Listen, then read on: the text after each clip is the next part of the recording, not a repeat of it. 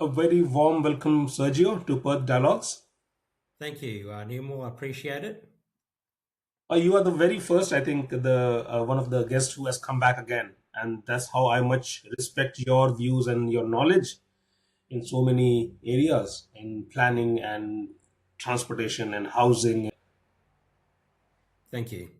And I've been reading your book, so I've got lots and lots of questions, and especially it's a very relevant topic these days, housing. So thank you for coming again. Thank you. I appreciate it. Uh, let's get into straight into you know housing has been a topic for so long in discussions, at least for the last 3 4 years, and all sorts of statistics have been thrown around, be it in the terms of how many homeless people are there, or what's the rental vacancy, the falling rental vacancy, or name it. But how would you describe the Australian housing crisis? Because it's not just a issue of last 3 4 years. It's been there for in the making for at least 10 20 years. Yeah, look, it's a very good question. And look, the housing crisis, you could see it from this point of view.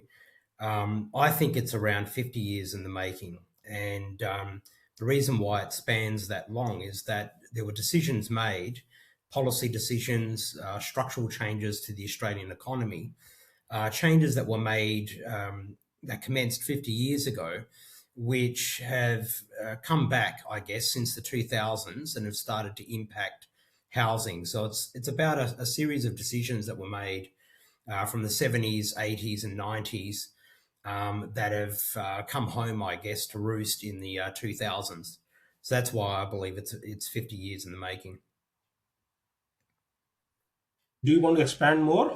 Yeah, well, look, if you look at the, I guess we can start on, if you like, on looking at the, I guess, the origins of the Australian dream, because I think if you look at that, you understand how the Australian dream was put together, and then you can start to examine the decisions, I guess, that were made that uncoupled that social contract that was created in the 1950s through to the 1970s. So if you look at where the Australian dream came from, I mean, it essentially came. It was born out of the Second World War. You had a lot of destruction. You had a lot of international calamity, particularly between the Depression years and World War Two. And there was rise of communism around the world, particularly after the Second World War.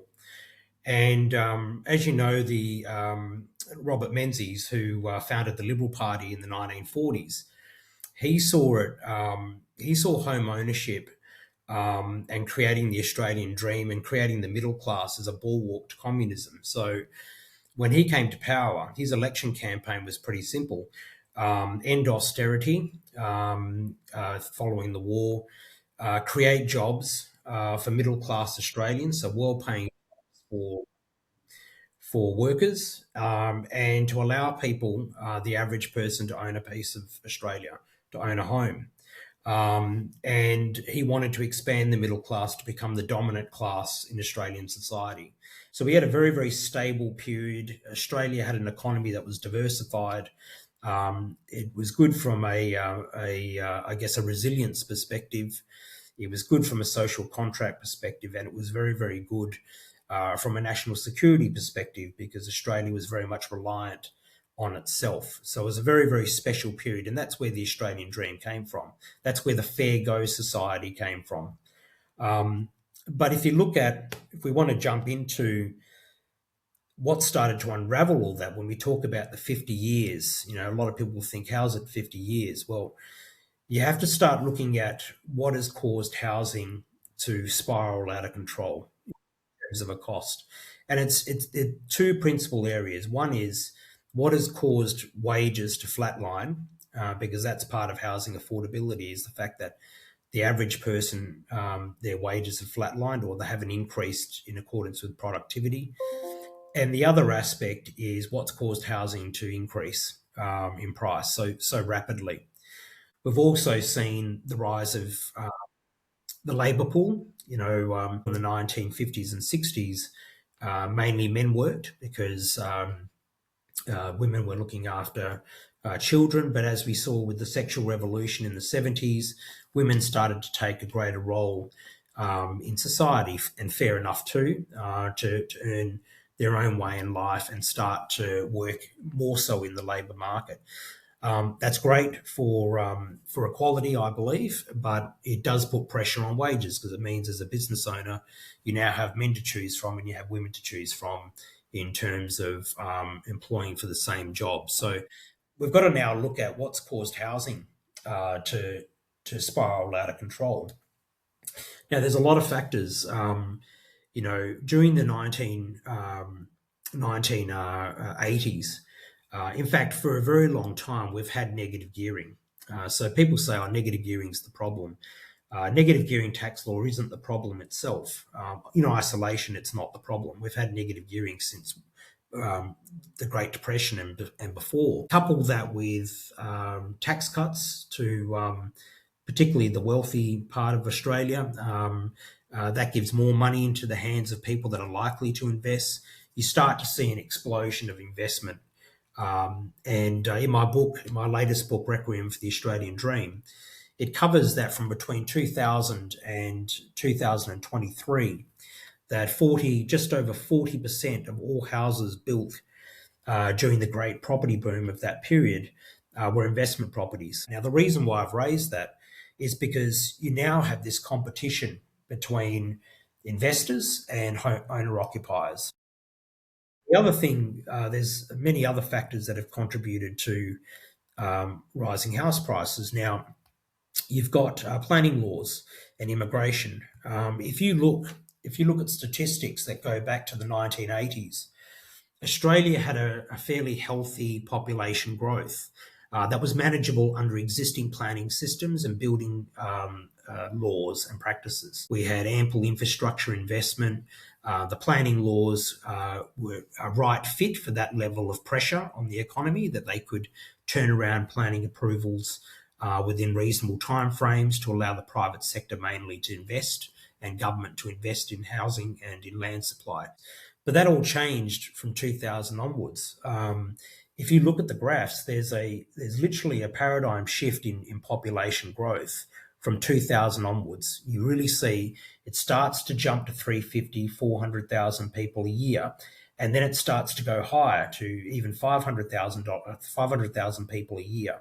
So you see this doubling on an annual basis of population growth throughout the 2000s. So it's a shift, 250 straight up to 500,000. And then obviously, as we saw post-COVID, it went through the roof. It was around 700,000.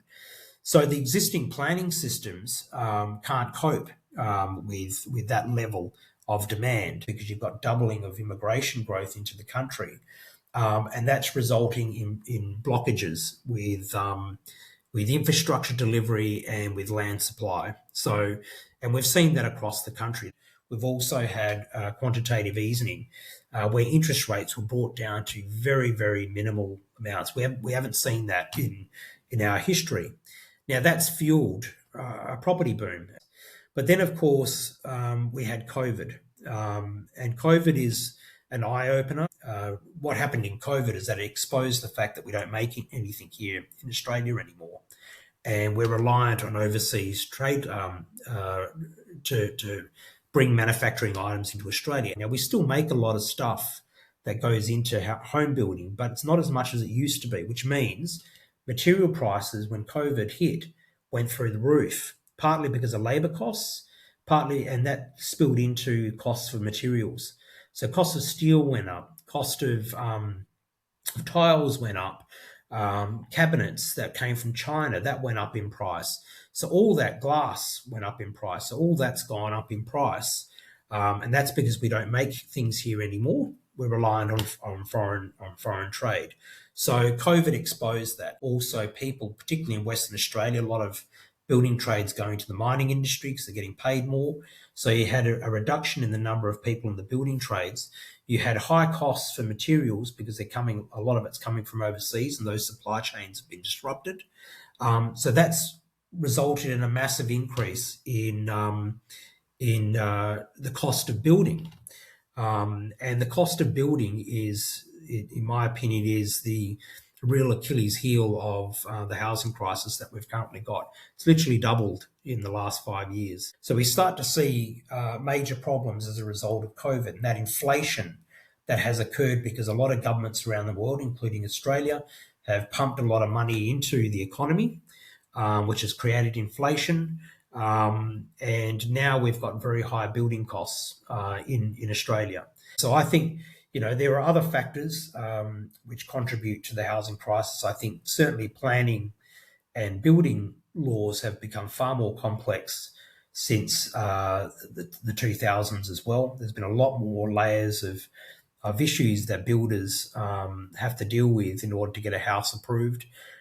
That's all compounded now to create this real conundrum that we've got, where we've got high building costs, we've got challenges with land supply. We have a government that doesn't involve itself in land supply much anymore. I mean, not like they used to. So there's a lot of factors which have, I guess, conspired over the last 50 years, and more acutely over the last 5 to 10 years, which have really caused the problem that we've currently got today, in a nutshell.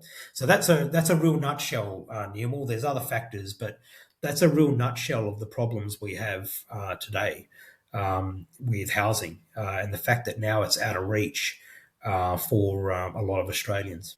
So, one of the statistics is that the Australia has one of the highest household debt to disposable income ratios, and this debt is particularly or predominantly mortgage debt. So, would you think that the Australian economy fundamentally depends on rising property market to expand? Take it out, and there's no expansion in economy. That's absolutely correct. I mean, look, if you look at in terms of employment in industries, I think construction employs about 8% of across Australia. So it's a significant employer. It's not the biggest employer, but it's a significant employer. But you're absolutely right. So from that perspective, there's a lot of Australians that are in the building industry, but not enough, arguably, given the population increases. But you're absolutely right. Because we've seen a rapid increase in property prices over the last 25 years that have far exceeded people's incomes, and now we need two people to work, two parents to work to service a mortgage, or parents to be guarantor for their children. We've seen this maxing out of the credit card, if you want to put it that way. So you're absolutely right. Australians actually have some of the highest household debt in the world, and it is mortgage. It's largely mortgage debt. So one of the conundrums we've got is, as an economy, we can't afford to have property prices drop too much. I mean, in an ideal world, what we would like to see, and this defies economics, but I'm just saying, in an ideal world, we would have property prices plateau or increase at very, very small amounts, but people's wages increase in exceedance of property values. How that happens, that's a whole nother topic. Whether it's possible, that's a whole nother topic. So you're right. We've got this situation now in Australia where we've got this massive household debt, a lot of people in mortgage stress. There's almost 2 million properties across Australia that are in mortgage stress. And for those who don't know what mortgage stress is, it means you're spending more than a third of your income just servicing the loan on your home, which means obviously less money to spend on everything else. That's what we call mortgage stress. Obviously, less than that is ideal. More than that is a problem, which means people are very sensitive to interest rates.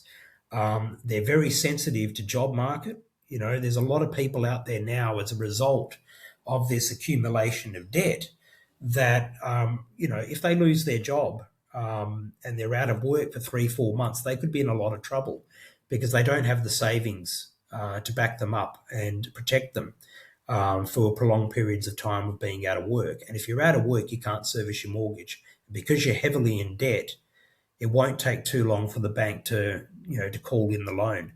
So we've got a massive problem, Newell, because ideally we would like to see property prices. If you're a patriot Australian that wants Australians to own a home and all that, you'd ideally want to see property prices really increase at a very moderate rate, but wages to increase at a higher rate to allow people to catch up. So it's a real conundrum because the government can't put in place policy changes potentially that will see property prices drop because you'll have this problem where people will be in negative equity territory and so forth. So it's a big challenge. Your book also highlights or goes into the thing that an average household today has about 2.5 person per household, yet the average house is almost like 250 square meters. How much is the affordability crisis driven by policy failure versus the shifting consumer expectations that my Australian dream is to have a big house with a front yard and a backyard? I'm glad you raised this because this is something that people do have some control over. You know, the challenge we've had, and you're absolutely right. If you go back to the 1950s, the average household size was 100 square meters, right? Two-bedroom sleepouts. Yet the average household size in terms of number of people in the property was about 3.5. So typically you had a family of two parents and three kids, by and large. Obviously, that number is brought down because you do have singles and couples and elderly without children. But that was the dominant class back then, was the family, three kids, two parents. But progressively over the years, we've seen bigger houses, smaller and smaller number of people in households. And there's a variety of reasons why that trend is occurring. But one of them is community expectation. People want to buy into the dream of having a luxurious home, big home that they can be proud of and be house proud, and for their own personal reasons have big homes. But I also think it's largely driven by an industry that has become very used to building, 3-bedroom, 2-bathroom homes. I mean, if you look at most home builders, if you look at the home building industry, they create lots of a certain size to fit a certain home. And the industry, in terms of economies of scale, is built around the 3-bedroom, 2-bathroom home. So as a consumer, say if you wanted to try and break from that trend and say, look, I'm a single, I don't need 3 bedrooms, I just want a 2-bedroom home, you almost get penalised by the industry for looking at reducing the house by 1 bedroom or making other accommodations. You start to pay an increased rate per square metre, which makes it very uneconomical to do. So there's that factor. So you've got an industry in Australia that's largely built around that house and land package. That's the majority of the Perth market, for example, is built around that. You've got community expectations. People want bigger homes. So that's a factor. That's something that people do have control over. You don't need a 3-bedroom home to start off with in life. I suggest that younger people start off with a single bedroom home or an apartment and start off there. And as you progress through life's cycle, then you sell and move up and so forth and so forth. You don't have to have. But there is a lot of pressure put on consumers through that financial aspect and also through resale value. A lot of real estate agents say for resale value, you must have a 3-bedroom home because that protects the value of your property. Consumers are under pressure in that direction as well.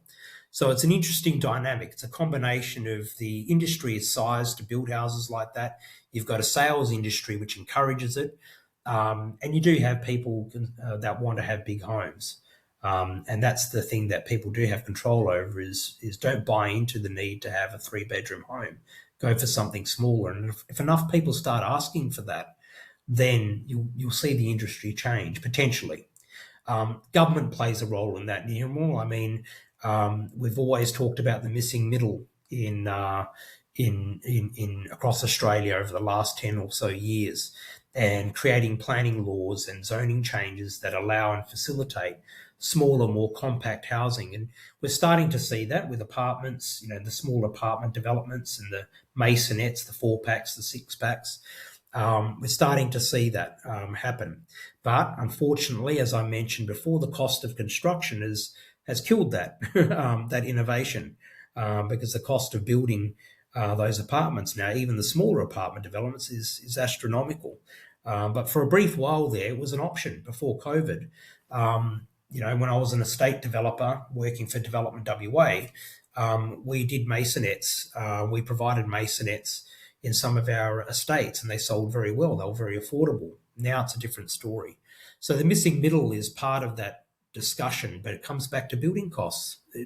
That's why I say the conundrum, the elephant in the room is dealing with building costs in our housing crisis. It's also been highlighted or and estimated that the tax deductions from negative gearing is almost like $22 billion annually, which the government has to find money from somewhere. If it is such a big contributor to investor competition and wealth inequality, why does the policy remains politically untouchable? No one can touch it. Yeah, look, it's a good question, and I think in my book I tracked the rise of negative gearing rebates and its impact on the federal government budget. It started off in the late 1990s as around $500 million, around that sort of sum, that sort of area. But it's creeped up to 19, 20, $21 billion. So that's a hole in the federal government budget now because of negative gearing benefits. Again, I would argue that has increased not just by itself, but because of capital gains benefits, which have encouraged people to invest. And that's another area because the government's receiving less revenue because of capital gains benefits to investors. So that's another area where government is losing money because it's because of that rebate and that tax-free threshold. But the reason why it's difficult for politicians, I mean, there's a lot of politicians out there that probably do want to tackle. We saw Bill Shorten; he wanted to tackle negative gearing, and I thought he was tackling it in a sensible way from an economic sense. So let's park the political side for a minute and talk about the economic sense.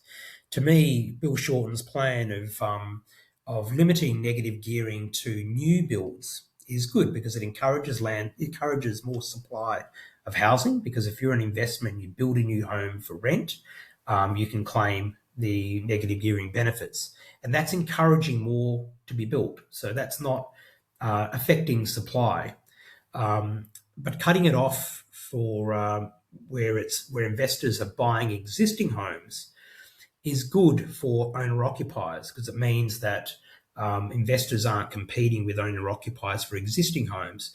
And one could argue that by doing that, we should be cutting off negative gearing from existing homes because the investors aren't adding to the supply of property on the market. They're simply taking it away from potential owner-occupiers. So from an economic sense, makes perfect sense. As a policy, it makes perfect sense. But then the political side comes in, that political layer that politicians have to seriously consider. And it's not an easy one to consider because there are a lot of people, there are a lot of investors that are investing in property investments. I think there's 2.2 million Australians that have investment properties across the country. That's a large base. It's a large voter base. So it's very challenging. And I think when Bill Shorten, I could be wrong about this, but I think when Bill Shorten was trying to promote the changes to negative gearing tax law, it may have been construed that it was going to end for everybody, which I don't think that was the case. I think it was going to apply to new investment. So people that already had investment properties, that was safe. That was going to continue. It was going to apply to new investors. But I think somewhere in the discussion, in the virtues of politics, that got lost, and a lot of investors would have gotten scared and thought, well, I've currently got 2 investment properties, for example, I'm going to lose benefits. So they voted against it.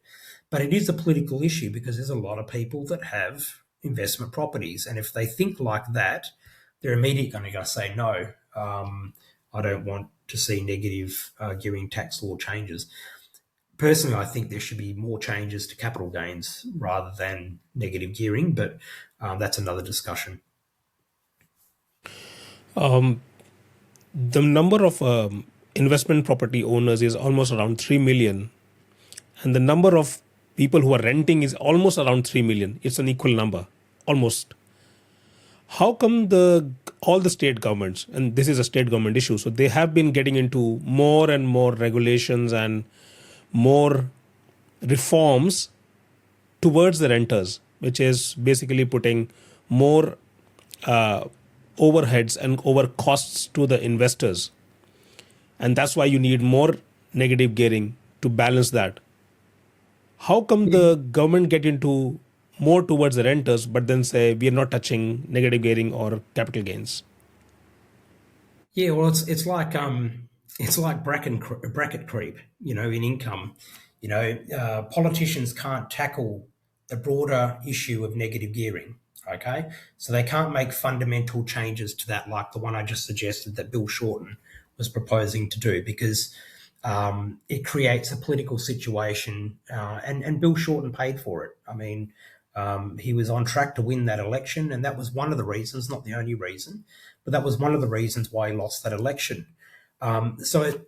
Tackling negative gearing head on as an issue, as a tax policy, is unpalatable to many politicians, and for the reasons I've just explained.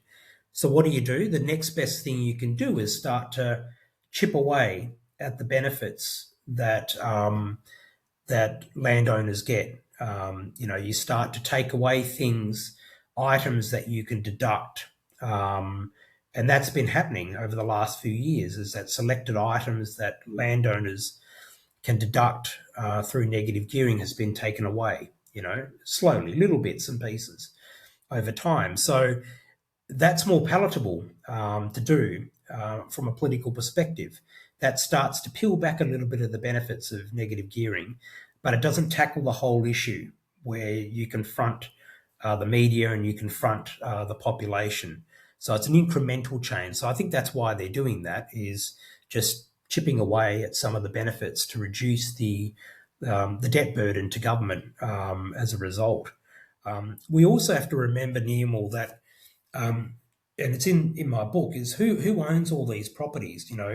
The sum is actually 2.2 million Australians own properties, but there's over 3 million investment properties across the country.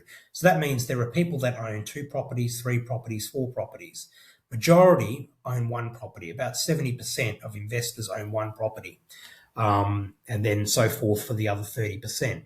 But who owns these properties? And the investigation, the work that I did, was quite clear. Obviously, baby boomers own a large percentage of investment properties. Why? Because they were in the position to pay off their primary house during the 80s and early 90s. And because of the changes that I talked about, they diversified and invested in property. The Generation X, which is my generation, which is people born between I think it's 1965 and 1980, are actually the biggest holders of investment properties across the country, because, again, they started buying properties in the 90s and bought investment properties in the 2000s, when property prices were lower than what they are today. So between those 2 cohorts, they own the majority of investment properties across the country. It significantly reduces for the next generations, the millennials and so forth. What we're going to see, I think, though, is that because a lot of younger people, we're talking people between 18 and 30, maybe 35, are either struggling to buy a home, struggling to rent, don't have a home and are stuck renting. They're going to start to be the largest voter base in Australia, if they're not already. I think at the last election, the tipping point came where millennials were now the biggest voting base compared to baby boomers, and the Generation X's are in the middle.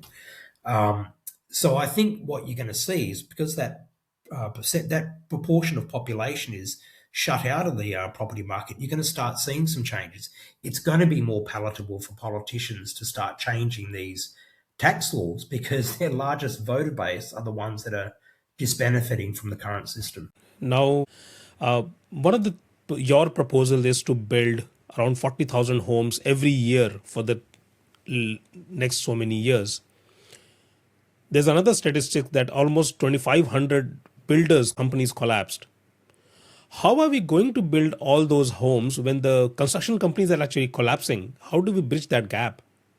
Yeah, it's a very, very good question. And in my latest book, Requiem for the Australian Dream, I basically present eight eight key policy positions that need to be employed, and they range from immigration to government intervention to supporting the private sector, etc.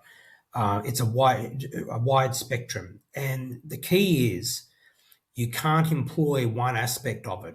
You know, if you look at all eight recommendations in my book, you have to do all of them, all eight, which means, for example, you need to address the issue of builders going bust and the cost of construction, because that's why builders are going bust. They lock into a contract with a consumer in day X, and then by the time they get to building on site, because planning and building approvals take 6 months or whatever it might take. I know people out there will probably laugh at, in some respects, it takes longer, but I'm just using it as an example. Say 6 months, the cost has gone up for construction. So that's squeezing the building margin. So they have to pay their brickie an extra 30 cents a brick. They have to pay their steel an extra, whatever a ton. So, and that's why builders are going bust. And that's why any stimulus, and I'm going to say this categorically, any stimulus to try and solve the housing crisis coming from government, where government is, and I'll talk about the stimulus in a minute, what that looks like, you need to do the other things as well. You need to get more people in the building industry to reduce the labour costs. You need to start looking at onshoring some of our material manufacturing, so we reduce the cost of materials and our reliance from overseas. Unfortunately, that doesn't take 5 minutes. That takes time to do that. It takes time to get factories built here. It takes time to encourage the right immigrants to come to the country with the right skills. It takes time to, I guess, reduce TAFE costs and increase apprenticeship benefits to encourage builders to take on more apprentices. All these things take time, but you have to do them. You can't do the stimulus in isolation. If you do that, all you're going to do is fuel more house price increases because you haven't solved the cost of construction problem. So that's why I caution. I say it's a valuable part of the jigsaw, but if you do it in isolation, you're going to create problems. And that's what the current government is doing with, I think, the 5%. It's not solving the building cost issue. So it's just adding more demand to the system. So what's going to happen? It's going to create more problems. It's going to create more builders to go bust. It's going to create more price hikes in the cost of construction. So that's why you need to do everything. And coming back to the government stimulus, what I've suggested is that the federal government, like they did in the 50s and 60s, the federal government sets aside a certain amount of money. Now, if you look what the Liberal government, the Liberal Party, should I say, not government, but the Liberal Party under Dutton tried to do was, I think from memory, set aside $5 billion. So $5 billion of the federal government budget was going to be set aside, and that was going to be used to feed to state governments, primarily through state government delivery agencies, to unlock infrastructure blockages for land supply. Right. This is something that wasn't dissimilar to what Kevin Rudd did during the global financial crisis. He created the Housing Affordability Fund. And the way it worked was very simple. Federal government grants money to a state government agency, say $5 million for stage one of a development. So that reduces the cost of infrastructure for that developer by $5 million, and it has to be a government agency. And then the government agency takes $5 million off the sale price of the lot. So it's a quid pro quo. 5 million comes in to unlock infrastructure, 5 million gets rebated to the first home buyer who purchased the lot. It was very effective. I was directly involved in administering that over a project I had with Development WA. Now that's what Dutton was trying to do, and I think it's a very good idea that Dutton had, a very good plan. But again, if you do that in isolation without solving some of these other issues, you on the one hand you reduce the cost of land, but you have problems with cost of construction because you've got to build a house ultimately on top of that land. So we have to caution that. So the 8 key policy positions that I've considered in my book, you have to employ all of them. It's not the case of employing one or two of them and cherry picking, saying we'll do that one and do that one, we won't do the rest. You have to do all of them, or else it doesn't work. And I think that's the challenge that politicians have, is that it's a big effort. This is to unravel this. It's a big effort. You have to do a lot. You have to put in place some pretty solid policies. Another one is looking at different methods of construction. In Perth we do brick and tile. Maybe we should be looking at modular, housing. It's faster. It's reduced cost. We can get people into houses faster, which helps supply. So that's something we have to look at as another example, as a policy measure. So I caution, yes, I believe in government assistance in the house and building industry, but it's got to be with everything else. And apart from that 40,000 homes for just normal houses, you've proposed building 10,000 social housing as well. The government has actually came in, the federal government, and has proposed like 5 billion here, 1.5 billion there. But those programs are like over 10 years. The question is, we are facing the housing crisis now, and there are solutions which are short-term in nature. For example, changing the planning laws, zoning, stock limitation. We have in WA we have closed those timber, no logging, so timber supply is low. The funding, long-term funding solutions. How do we manage those things? So what I'm trying to ask is, are we trying to solve short-term issues by long-term funding commitments?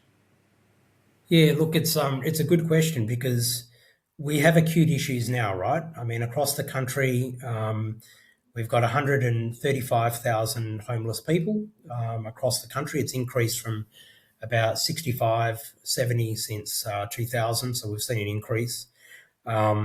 And we've got about 200,000 to 220,000 people that are on social housing waiting lists. So if we're just looking at social housing for a minute, so that's a problem. And you combine those two sums, that's pretty much Hobart, the population of Hobart. So we've got a lot of people that are on the social housing waiting list and are homeless. And that number is going to grow because, as we talked about before, with mortgage stress, all we need is a recession, and we could have a lot more people that join the queues of social housing. So I don't want to go down that pathway because it's very bleak, but let's stick with the numbers we've got now. So we've got 200,000 plus 135. So that's a lot of housing you need to build, a lot of social housing.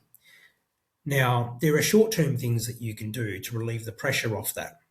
For example, one is, and this is not my idea, it was by I think it was the Grattan Institute, said that the government needs to fund more rental assistance, because a lot of people that are slipping through the cracks and are falling into the realms of social housing, their rental assistance isn't keeping up with the rise in rent, because rent is increasing at a much higher rate. So the theory goes, increase the rental assistance to allow people to stay in the private rental market, basically to stay out of the social rental market and go and stay in the private rental market.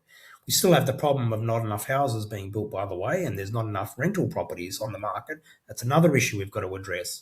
But that is one way of dealing with that aspect of it, which is getting people out of social housing. But then you've still got the problem of getting people into renters, because that's declined because no one's building houses because it's too expensive. So yes, there are issues. There are short term issues that you can do. You can deal with the planning system. You can the government can immediately deal with, and is starting to deal with, labour. So it's made TAFE, for a lot of TAFE courses, free. It needs to spend more money to encourage builders to take on apprenticeships. You literally need to double that, to encourage a lot more younger people, men and women, to get into the building trades. We need to be choosy with our immigration. These are all things that can be done fairly quickly. So we need to be choosy with our immigration. We need to say, look, we want immigration to come into the country. We need to reduce some of it to relieve the pressure. That's another policy issue that takes a bit of pressure off.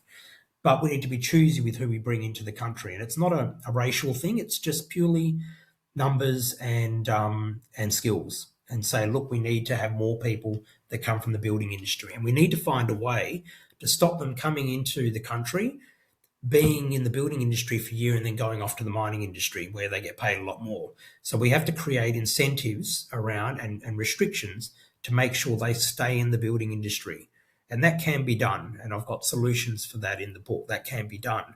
So we need to keep them. So they're things that the government can do now. I mean, it doesn't take a long time to make changes in that.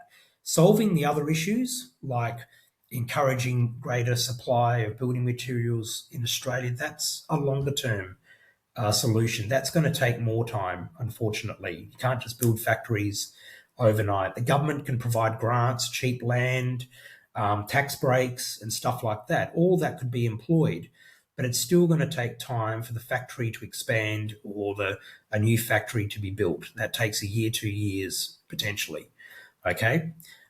So there are certain things you can do to relieve the pressure short term, and I think that's why there's a lot of discussion around immigration, because that's something that's putting a lot of pressure on housing. With all the things we talked about, deal with the supply side. With builders going bust and cost of materials and all that, land supply issues, planning issues.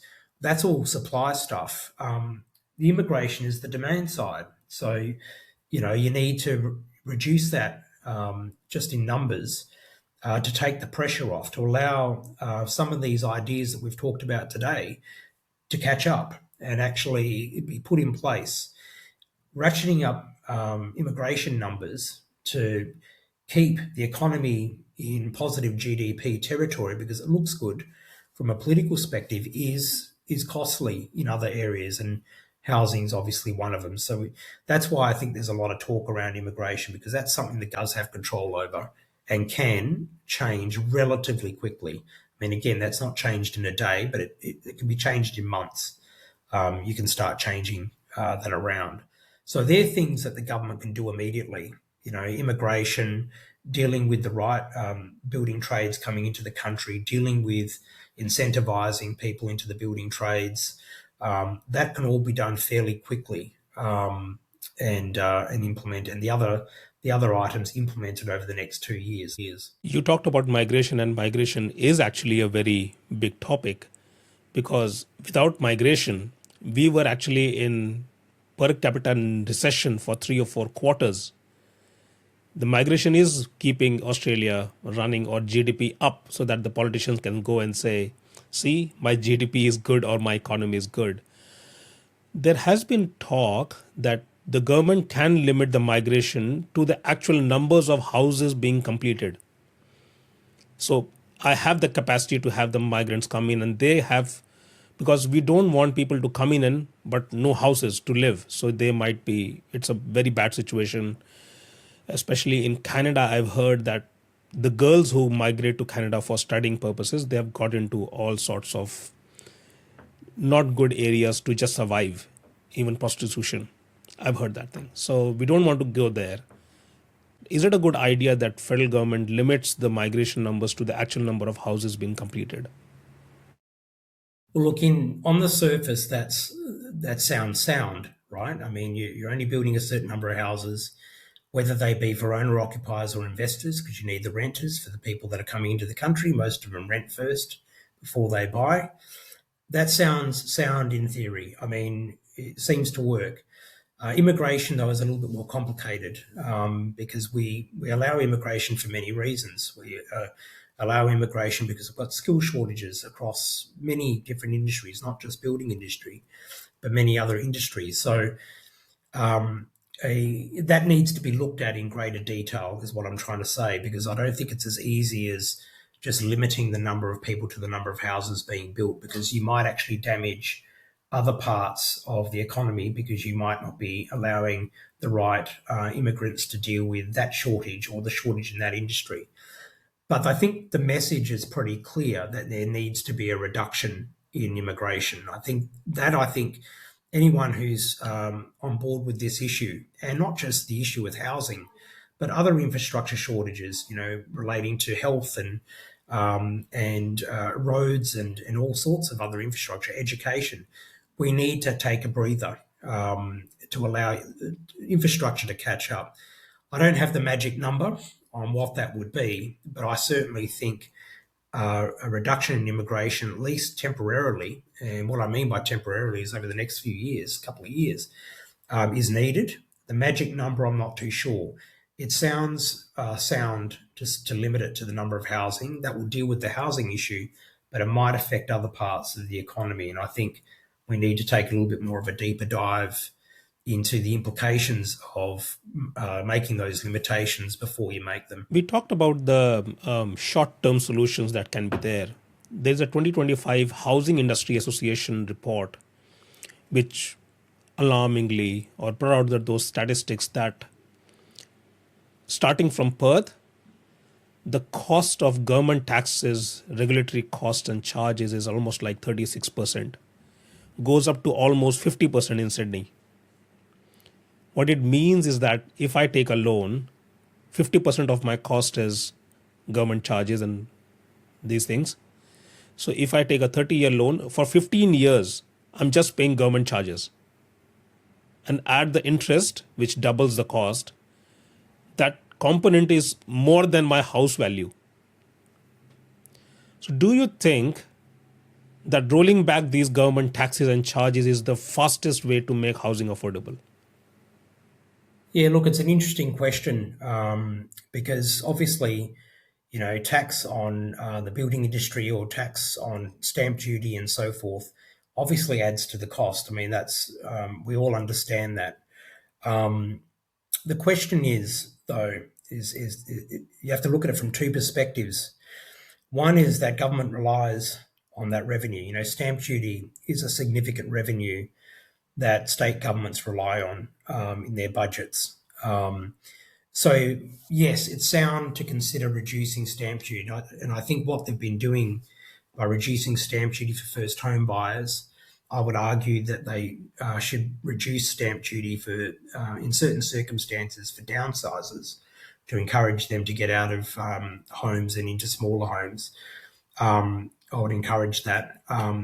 But to significantly reduce stamp duty, for example, we'll use that as an example, means that the government's got to find revenue somewhere else or cut services somewhere else. So as long as as a society we're willing to accept that, the government, by reducing the costs or the taxes imposed on home building, if we reduce those charges, that means we might have to either tax somewhere else or reduce services somewhere else, or a combination of the two. So that's what makes that difficult. I mean, it's not an easy situation for a politician to make that decision. But if, as a community, if we could accept that, then that's certainly one avenue we need to go down, is to consider reducing some of the taxes. The question I would ask, though, and I hope I'm not putting people's noses out of joints, is will those savings be passed on? If you reduce stamp duty, say, for example, you normally pay stamp duty of $20,000 to the government, and it's reduced to $10,000. So in theory, the cost of selling that home should appear $10,000 less in terms of the cost to the consumer. through the tax, not through the sale price. You know, would sale prices increase to capture that? It's like the issue you have with the first home buyers grant, right?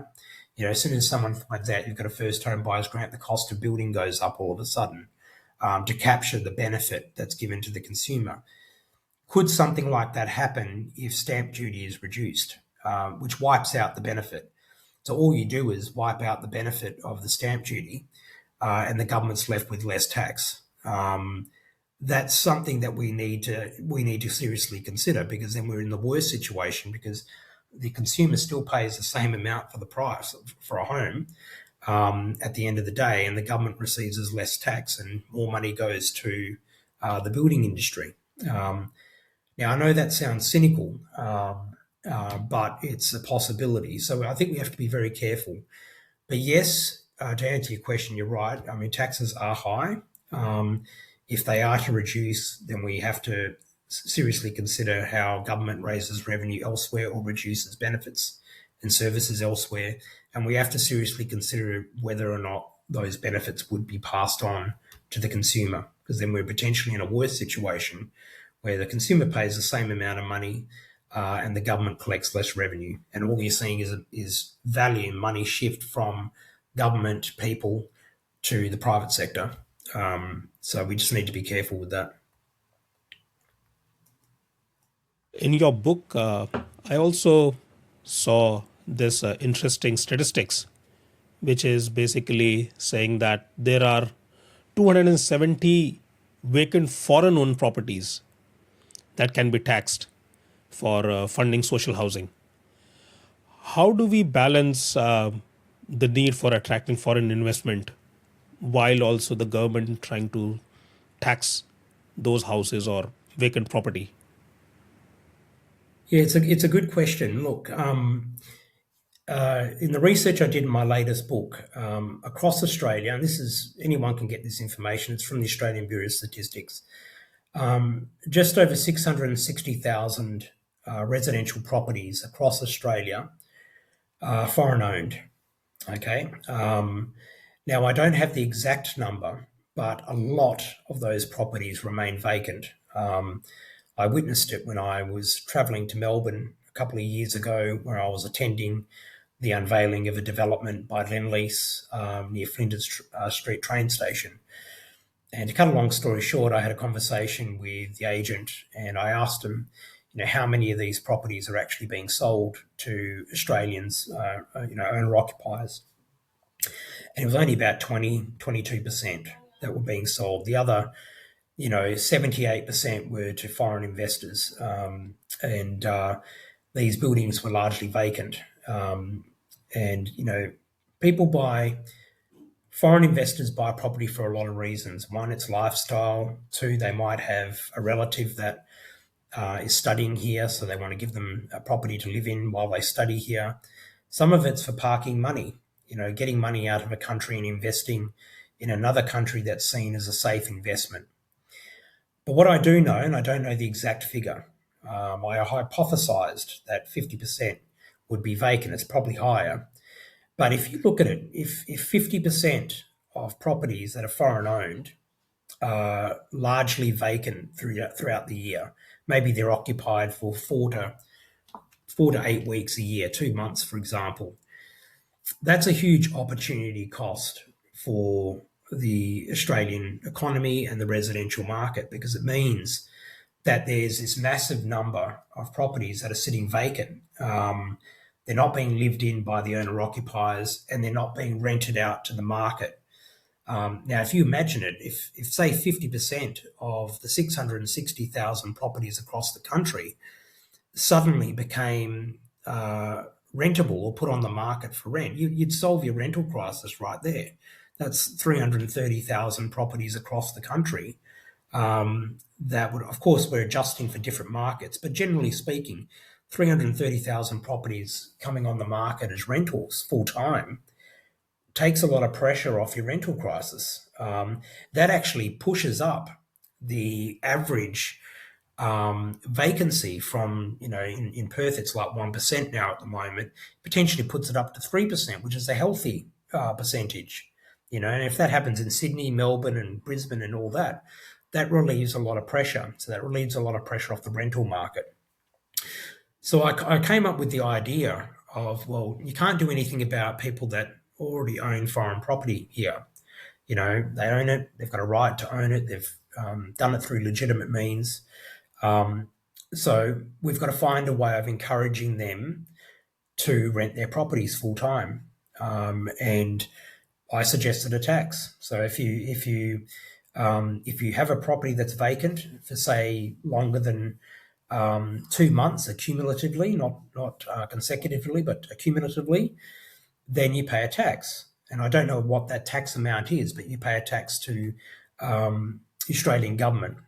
Now that'll do one or two things. Either the homeowner decides I don't want to pay that tax, so I'm going to rent the property out, in which case the Australian community wins because there's more rentals on the market, or they pay a tax, in which case that money goes to the government and that money could be quarantined to fund that $5 billion fund that I'm talking about in terms of government stimulus or providing more social or non-for-profit housing. Because I don't like borrowing money. I'm not a big fan of borrowing money. So I think if you're gonna try and fund these things, you have to fund them within your existing budgets or through different taxes or so forth. I don't believe in borrowing money for the sake of borrowing it. So that's one way of creating a pool of money that's quarantined to help the government invest in that infrastructure, that $5 billion infrastructure fund, or invest in social housing.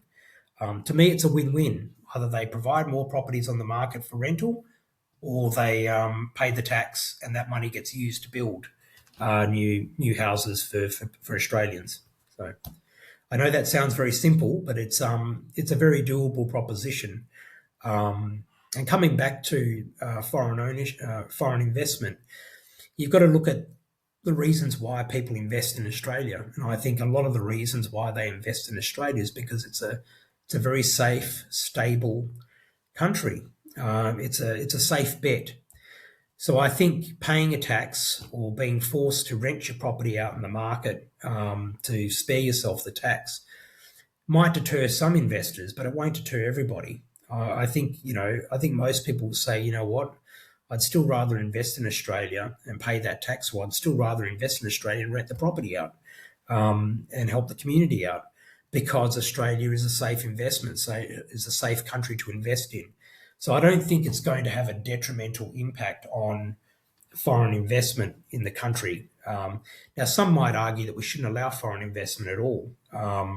That's another discussion. I mean, if you don't allow foreign investment, the benefit of that is that you're not competing. That a foreign investor at the auction won't be there competing with an Australian to buy a home, which is fair enough.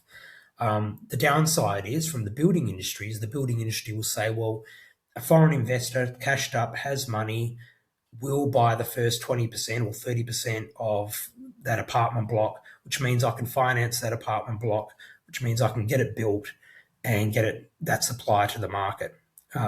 So you've got to look at it from various points of view.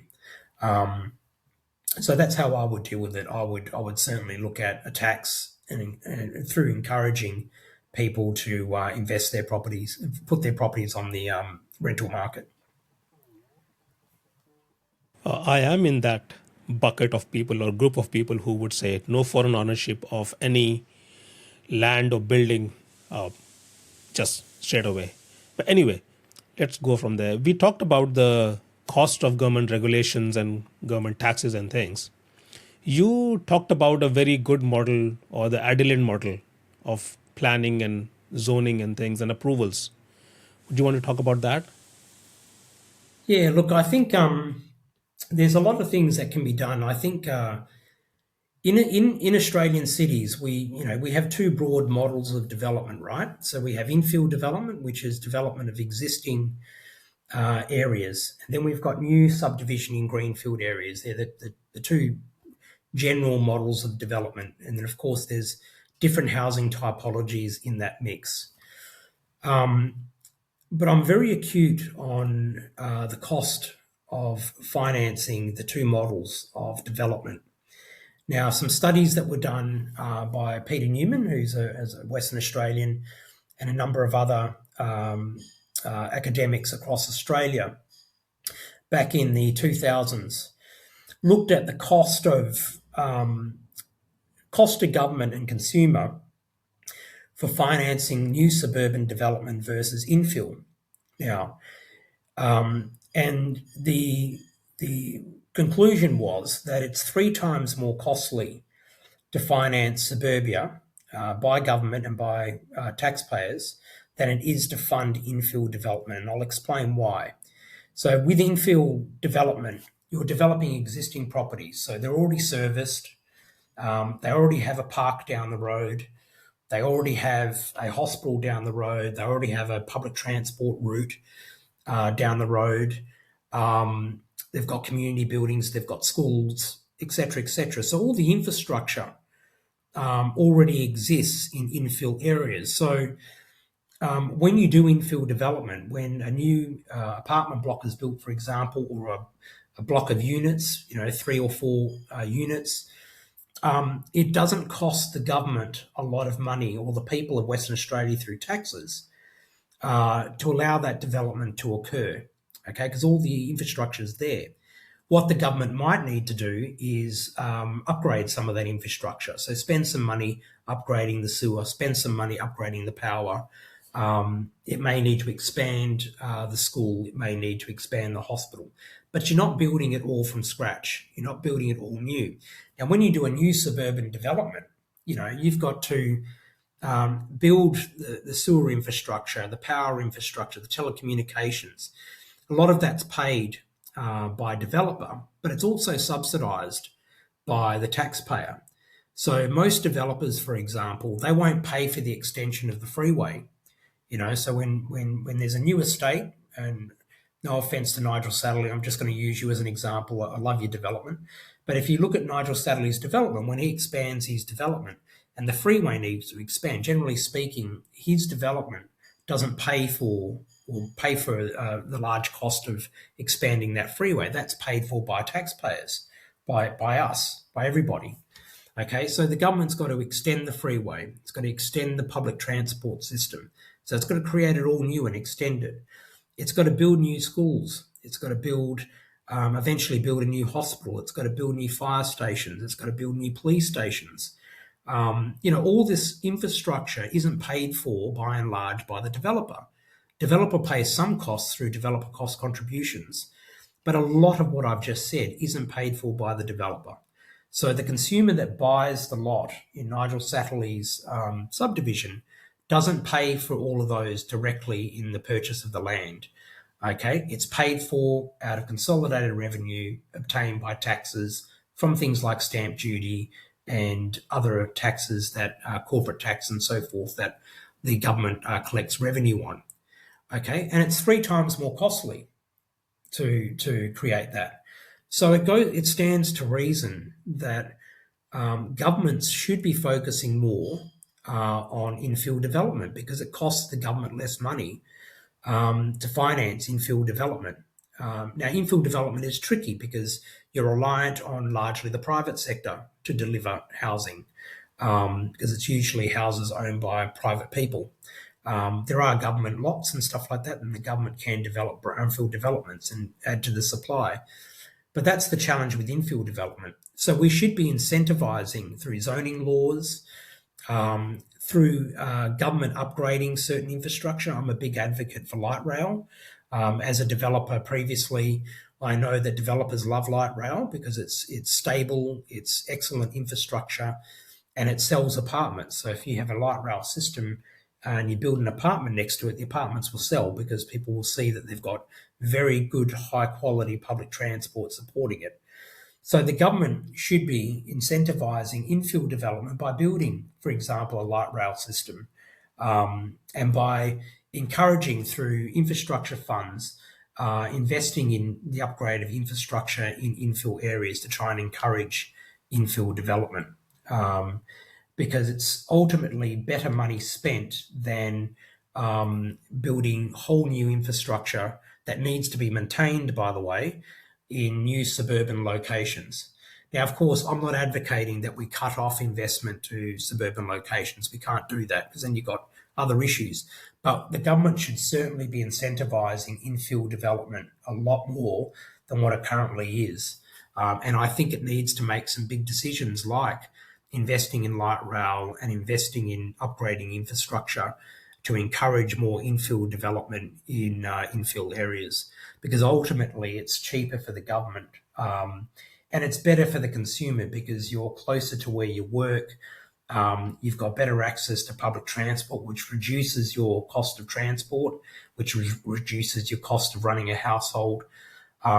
And there's a myriad of other benefits that come with reduced congestion and environmental benefits and so forth, which my book talks about. But yeah, that's the difference between suburban development and infill development. It's very costly to build suburban development, particularly for taxpayers. Yeah, towards the closure of this conversation, we started with the development and then the slower the withering away of the Australian dream model of housing. Now we are here wherever we are, and we have to solve this in the next 5 years, 10 years. You talked about infill development. We talked about light rail, and it seems like the shift towards the compact city and transit oriented development is the future. But then there is a lot of opposition from the interested parties and local councils and planners. Do you think that is the future, or how do you think we can manage that opposition towards those things for a housing of future in Australia? Well, it's a fundamental shift. I think if you look at Western Australia, a lot of investment has been made to support suburbia. Metronet, wonderful investment, but Metronet is like tentacles reaching deep into suburban areas, which supports suburban development. And for people that are fortunate enough to live near the train station that have to commute into town, it'll be a benefit to them because it'll be reduced cost of transport. So that's good infrastructure. But it's still supporting suburban development and all the costs that come with it. I think infill development is very important because not only because of the land price dynamics, you're going to get more diverse housing in infill locations because you can't afford to build 3-4 bedroom apartments, for example. Not everyone can afford that. You have to build more affordable 1-2 bedroom apartments. And that becomes more palatable when you've got the supporting infrastructure to build. It's also necessary, I think, because when you look at the household makeup in Perth, and it's the same across other cities in Australia, the biggest household group is couples without children and singles.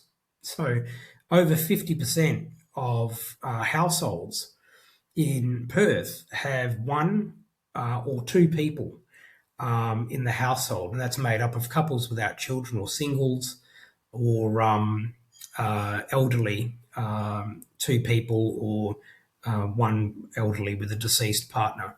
The family household is now around 28-30% of all households.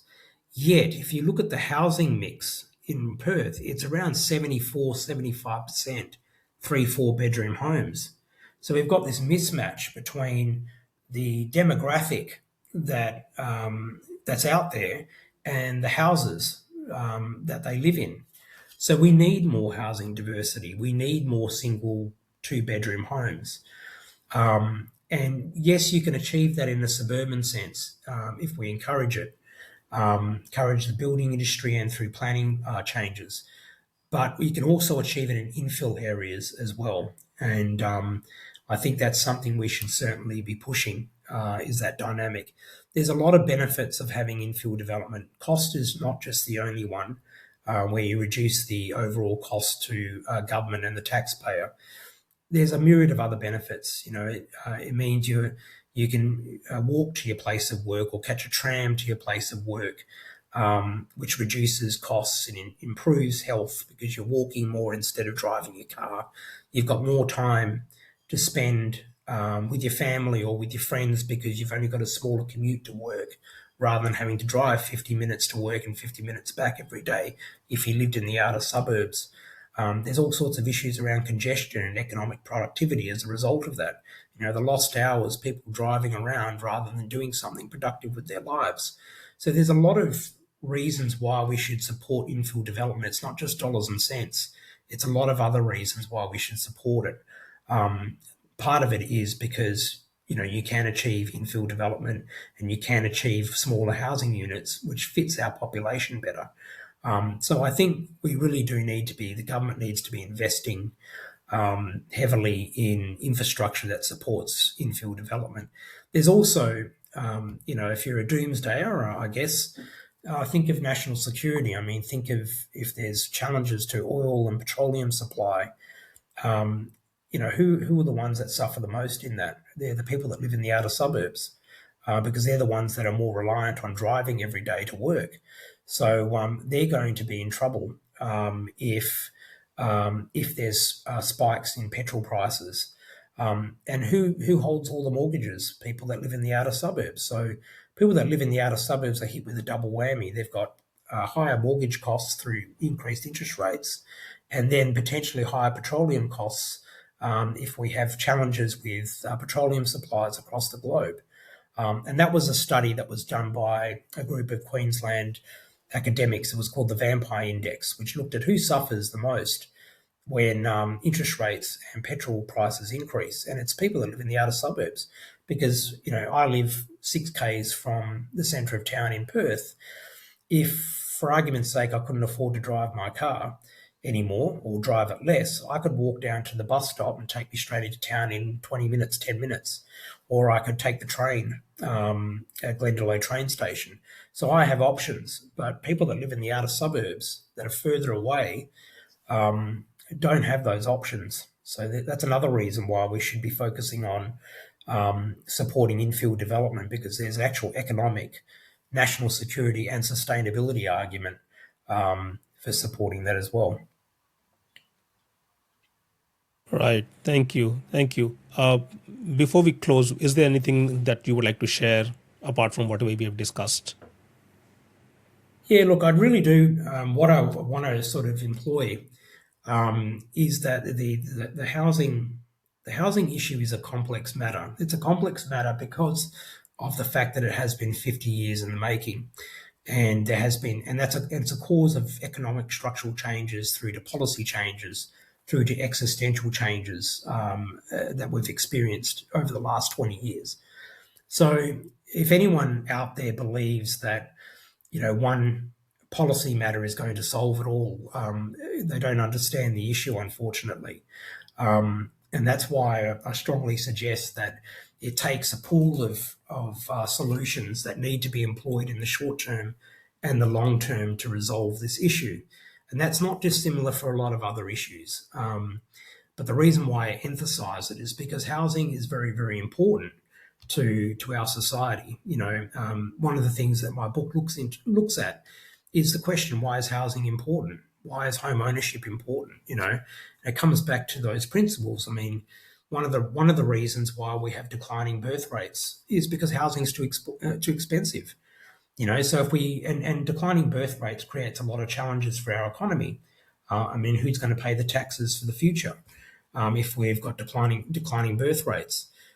So what's causing declining birth rates? Well, one of the factors is housing affordability. It's not the only factor, but it's one of the factors is housing affordability. If people can't afford to buy a home, it would challenge your argument to have a family because you want to have security. You want to have a home, a roof over your head for your family. That's just one reason why housing is so important.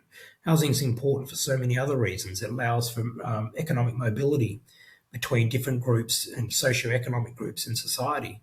If you get to own a home, you get to own a piece of Australia, you've got some wealth, you've got some security.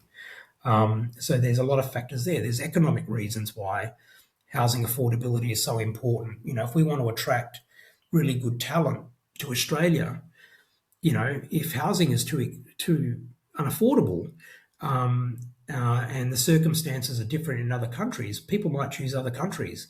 If we want to get a nuclear physicist to come to Australia because we want to start building nuclear power plants, and they find that yes, they get paid a lot of money to do that, but it's so damn expensive to live in Sydney, they might not come here. They might go to another country that is offering the same amount of money, but half the price in housing. So, it affects so many things, and that's why housing is so important. It does really affect the structure and makeup of our society, and that's very important for everybody, not just the people that are wealthy in society, but people that are trying to get out of the poverty trap or the rent trap. Getting into a home means you get status, you get security, and that's very important for our society. And I would argue, ultimately, for our democracy, if too many people are shut out of the housing industry and the housing market, what does that do for our democracy? Is our democracy challenged? Are we going to have a lot of disgruntled people that are going to start speaking up? Maybe not now, but 10, 15 years from now, and start challenging democratic institutions because they've been locked out of a fundamental right, which is, home ownership. I have got your older copy of the book. Do you want to show your new copy so that people know Oh yes. just to Well, this is share? this is the new book. This is the new book. It's called Requiem for the Australian Dream, and it really does, in a lot of detail, talk about the rise of the Australian dream and how we lost it in a lot more detail. But it comes up with also 8 key policy positions.